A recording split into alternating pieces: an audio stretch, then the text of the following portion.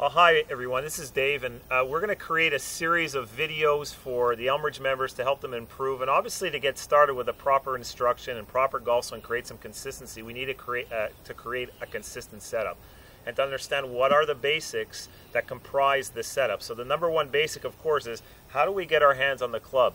Now let's not forget the most important thing prior to doing so is the club face. Keep in mind that club face should always be straight up at 12 o'clock. When you put it to the ground, it's pointing straight out in front of you at 12 o'clock, not closed at 11, not open at 1. This is obviously applies for a right-handed golfer. And in talking about the grip, the main criteria is, and what we're looking for is snugness in the grip. And let's talk about the left hand and the couple of reference points we always want to see. I'll stand a little closer. You won't see my face, but you'll obviously see the hands. I want to talk about the left hand on the club. And I'm obviously a right-handed golfer, so we're talking about the left hand. If you're a lefty, it's obviously the top hand being the right hand. We're going to look at number one reference point. Number one reference point would be the thumb and the forefinger. We want to make sure that there is snugness along the top part of the thumb and forefinger. Too many golfers have what we call a long thumb, where the thumb is stretched down the club, there's a gap here, and often it's too much as a result into the palm of the hand. A lot of people complain they squeeze too tight. Well, holding too tight is often because it's too much in the palm, and so it doesn't slip, they squeeze tight with the fingers. We want to get it a little bit more into the base of the fingers. We close the fingertips, and the second reference point is not only does the heel pad of the thumb pad of our hand sit on top of the club, the heel pad also sits on top.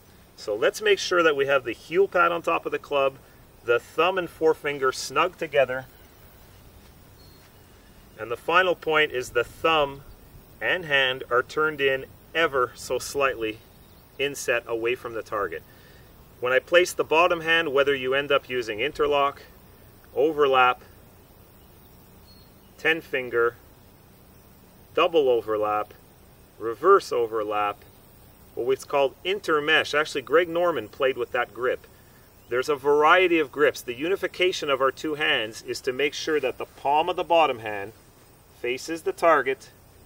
It fits, the thumb of the top hand fits underneath the thumb pad right into the lifeline, and that's how our two hands come together. And we look at it face on, we see that the thumb of the top hand is inward towards 1 o'clock, the bottom hand is towards 11 o'clock.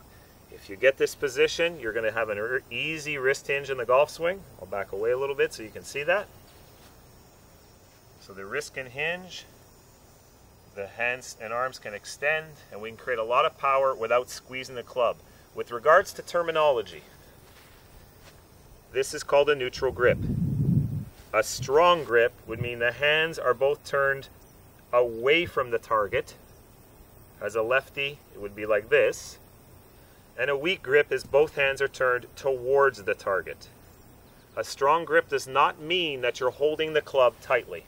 It means that it's a position that could have the club face closed, could create a hook. A weak grip typically, where the hands are turned this way, that can create too much opening of the club, which creates a slice. So hopefully you'll understand what a neutral grip is and the key reference points we're looking for with a proper grip. Remember, keep the grip pressure light. Thanks.